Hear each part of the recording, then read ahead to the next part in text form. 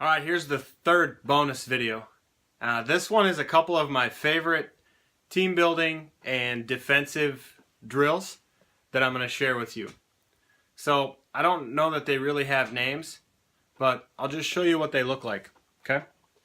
So you get a group of 3 to 4 players.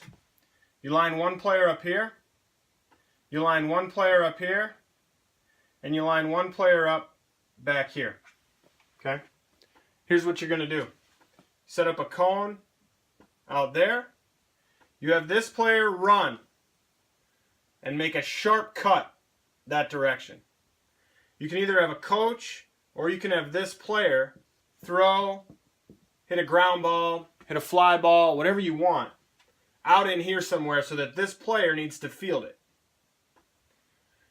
Once he does, say he catches it right out here, it's this player's job, the one who threw it, the one who's waiting to catch, to direct your cutoff man and line him up with where he needs to be in order to get him set up for that cutoff. So out, out, out, right, right, right, left, left, left, stuff like that.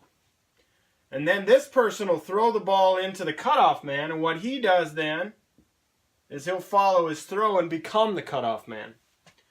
Once he cuts it off, he'll throw it in towards the other player. There's already another player in line here. This player goes to the end of this line of 3 or 4 players. You can do this with as many players as you want, really. 4 or 5 is ideal. 8's probably enough, otherwise people are just waiting around. But if you can get this thing working like a really good system, it's a lot of fun to watch happen. And the kids love it.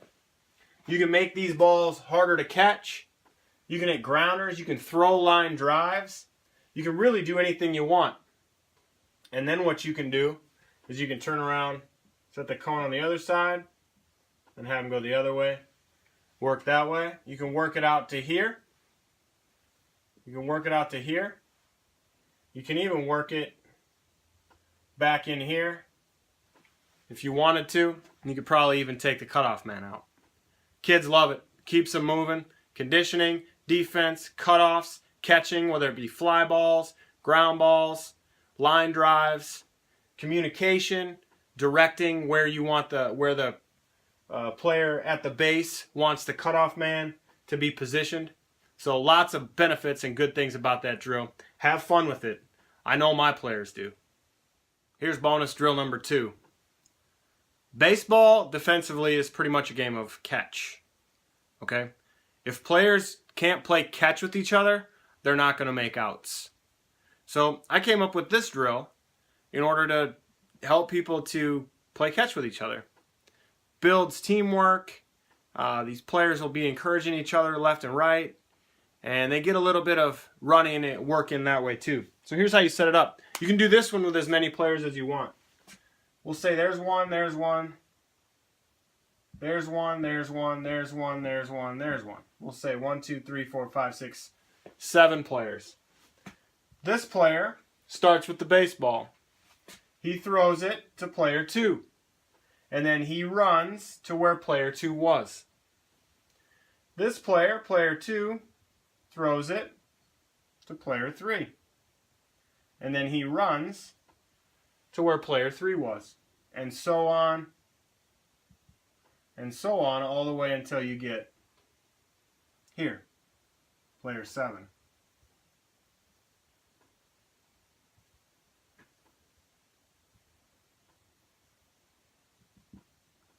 Now once player 7 gets the ball, he's got to do something with it. There's a vacancy here where player 1 used to be. What player 7 does, you can set up a cone or something, or a glove or a hat or anything out there.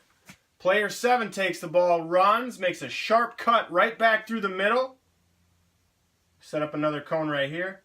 Around that cone and back to set up right where number 1 does. Now he's 1. He throws to 2. 2 to 3, 3 to 4, 4 to 5, 5 to 6, 6 to 7. 7 comes all the way back around. And the way I like to do this, I challenge my players to see how few drops they can get.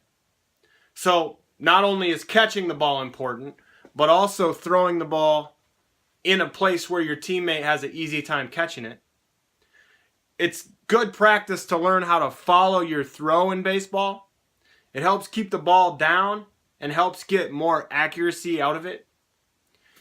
It lets them run right back through the middle of all their teammates, and they love it because they get cheered, exalted.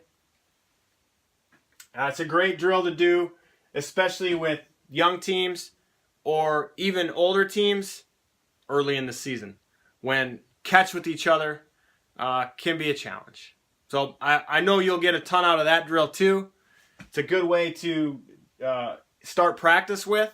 You can cut half of these people out. You can do 3 groups of 4 instead of 2 groups of 6. You can organize it however you want to. But I know it works. I've done it a bunch of times before. The kids love it. And the parents will know that you're taking into consideration exactly what they need to do to be successful. And there's so many different things you can teach out of this drill, just like the other one too.